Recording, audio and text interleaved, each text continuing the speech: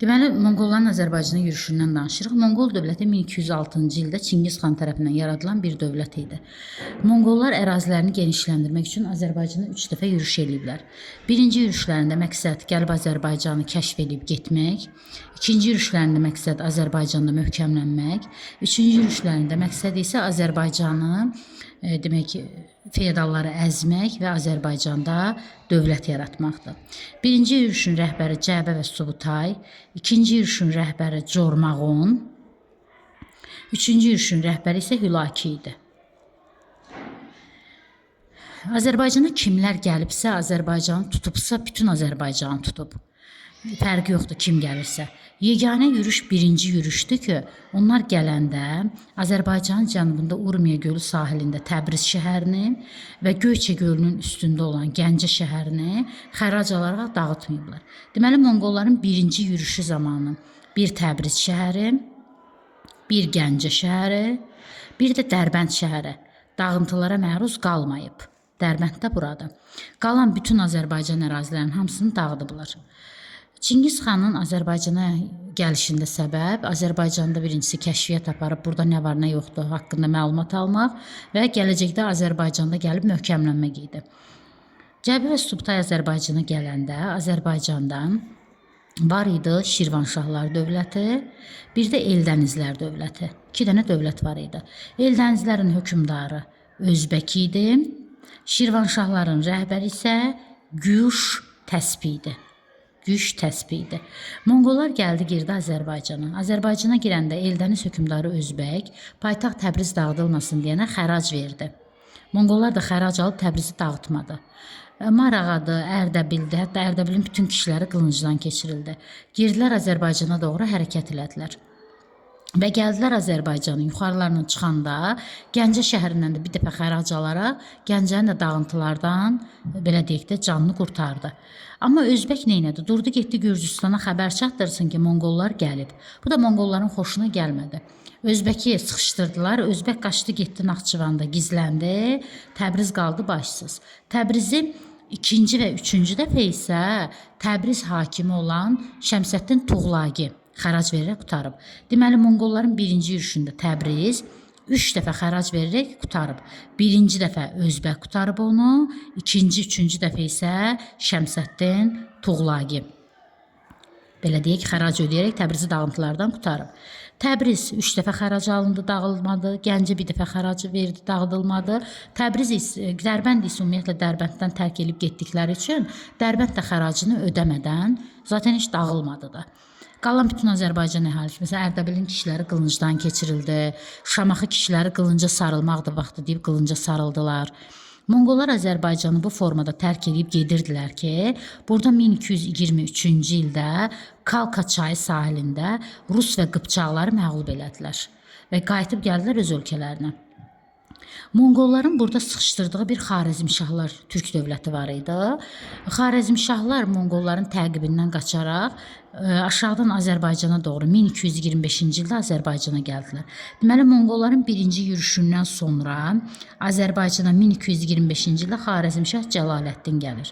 Və Cəlaləddin Azərbaycana daxil olaraq birinci Marağa şəhərini, Ağsunqurluların əlində olan Marağa şəhərini bərpa etdirib, əhalini öz tərəfinə çəkib, sonra 1225-ci ildə çıxıb Təbrizi tutaraq Eldənizləri süqut etdirib, sonra təzədən aşağı qayıtaraq Marağanı tutaraq Ağsunqurluları süqut etdirib, Şirvana da çıxaraq Şirvanşah hökmdarı 3-cü Fəribürzü özündən asılı vəziyyətə salıb.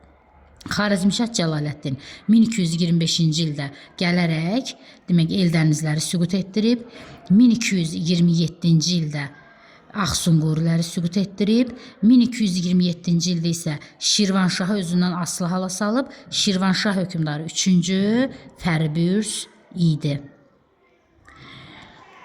Xarəzmşah Cəlaləddin çox qəddar bir hökmdar olub, ağır vergi siyasətindən yadımızda qalır.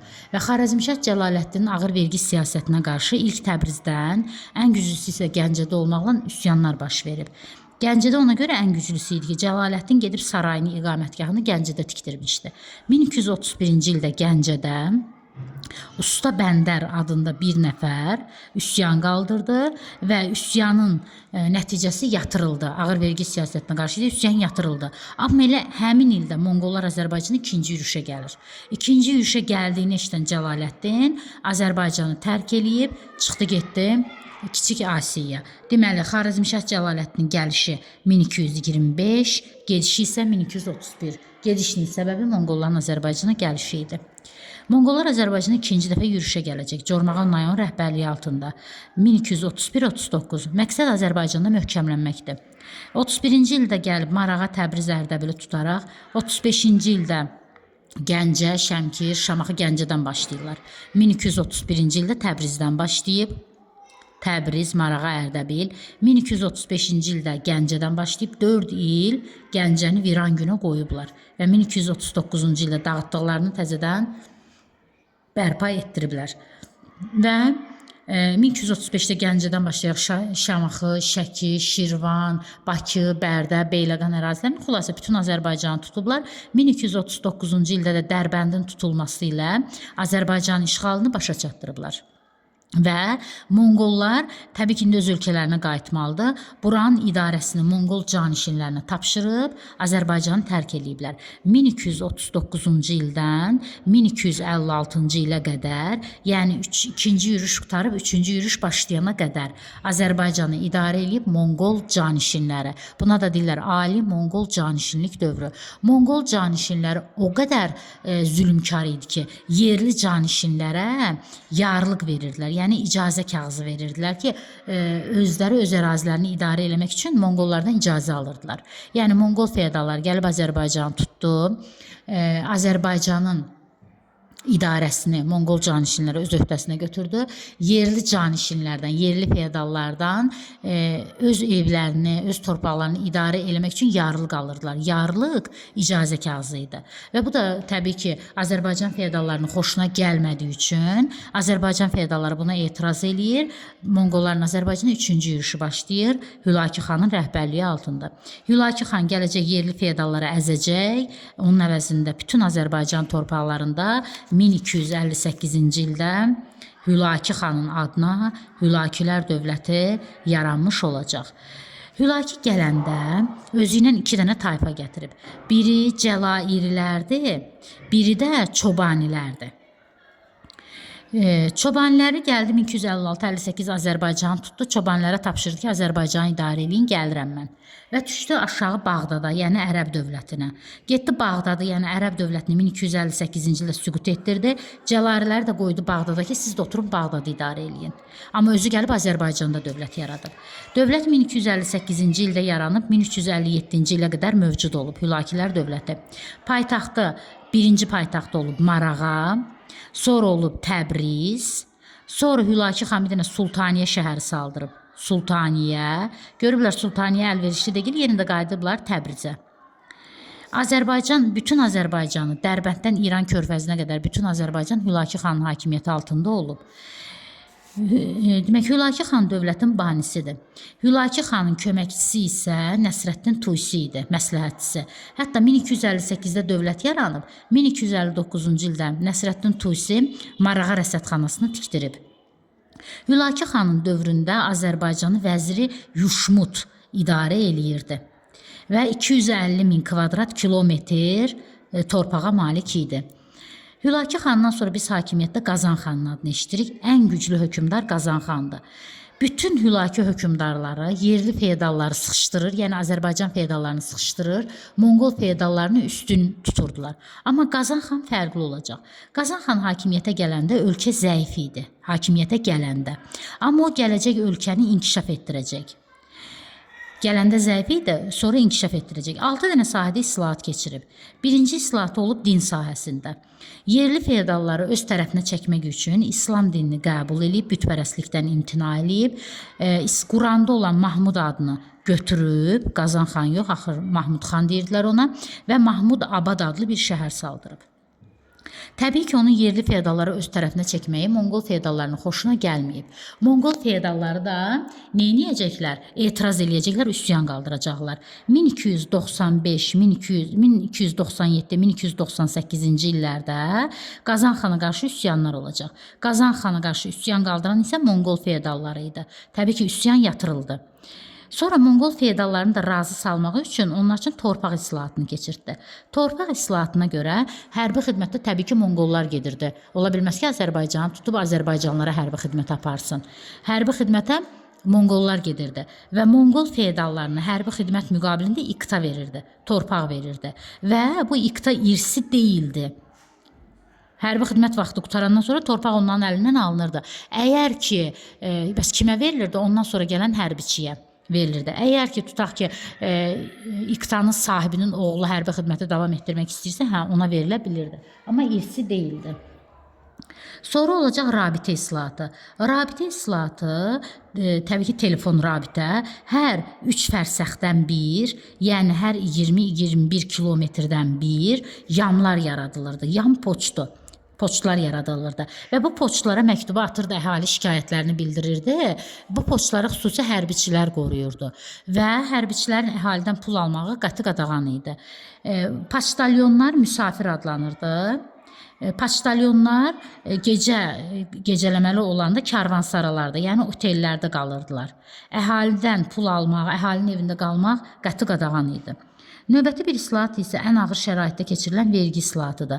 Vergidə nizam-intizam yaradıldı, qayda-qanun yaradıldı. Vergi yığılması birbaşa dövlətin özünə tapşırıldı, divana tapşırıldı və vergi yığmaq işi iltizama verildi, yəni icarəyə verilirdi dövlət adamlarına. Növbəti bir islahatımız isə ticarət islahatı olacaq. Ticarət islahatına görə vahid ölçü çəki sistemi yaradıldı, ticarət inkişaf elədi. Daha sonra isə yarımçıq qalan məhkəmə islahatından danışacağıq. Məhkəmə ona görə yarımçıq qaldı ki, Qazan xan öldü. Məhkəmə islahatına görə 30 illik sənədlər ləğv olundu, artıq öz əhəmiyyətini itirmiş oldu. Məhkəməyə ədalətli qazilər rəhbərlik eləyirdi və qazilərin ədalətli olub olmadığını bildirmək üçün bir qəbz imzalanırdı. Yəni bir balaca kağız idi. Orada yazılırdı ki, əgər qazi ədalətsizliyi sübut olunsa öldürüləcək. Ona görə də qazi bu qəbzi alırdı, ədalətlə məhkəməyə baxırdı. Yox, ədalətsizliyi olsaydı qazi öldürülə bilərdi. Qazan xandan sonra isə demək hakimiyyətə keçəcək onun qardaşı. Qazan xan hakimiyyət illəri 95-dən 1304-ə qədərdir. Bir dənə də torpaq islahatında deyim ki, 1303-cü ildə Qazan xan kəndləri torpağa təhkim edib. Azərbaycanda təhkimli sözü yoxdur. Bir dənə burada da təhkim sözü odur, yaxşı mənada. Əhalini torpağa təhkim edib ki, bir yerdən başqa yerə köçüb getməyin, çünki əkdikli sahələr qalır, məhv olur. 1295-dən 1304-ə qədər Qazan xandır. 1304-cü ildən isə hakimiyyətə gələcək Olcaytı Xudabəndə. Olcaytı Xudabəndə də eynən Qazanın siyasətini davam etdirəcək. Olcaytı Xudabəndədən sonra isə hakimiyyətə Olcaytı Xudabəndənin oğlu 12 yaşında Əbu Səid keçəcək. Əbu Səidin yaşı az olduğu üçün dövləti onun adından çobanilər idarə edir. Çünki çobanlar Azərbaycanda idi axı. Çobanlar idarə edirdi. Özü də Əmir Çoban adında bir adam. Əmir Çobanın da 7 dənə oğlu var idi. Baş-başa verib dövləti idarə edirdilər. Təbii ki, Əbu Səidin çobanları önə çəkməsinə qarşı üsyanlar baş verəcək 1318-ci ildə və 1319-cu ildə. 18-ci ildə baş verən üsyanlar Naxçıvanda, Gürcüstanda, eləcə də Xorasanda güclü üsyanlar baş verəcək. 19-da da Xorasanda üsyan baş verəcək. Burada Gürcüstanda, Naxçıvanda, eləcə də Sultaniyədə, Xorasanda, 19-da da sırf Xorasanda üsyanlar yatırılacaq. Xorasan üsyanından sonra Əbu Səidə Bahadır titulu verilmiş olacaq. Bahadır titulu hərbi titul idi.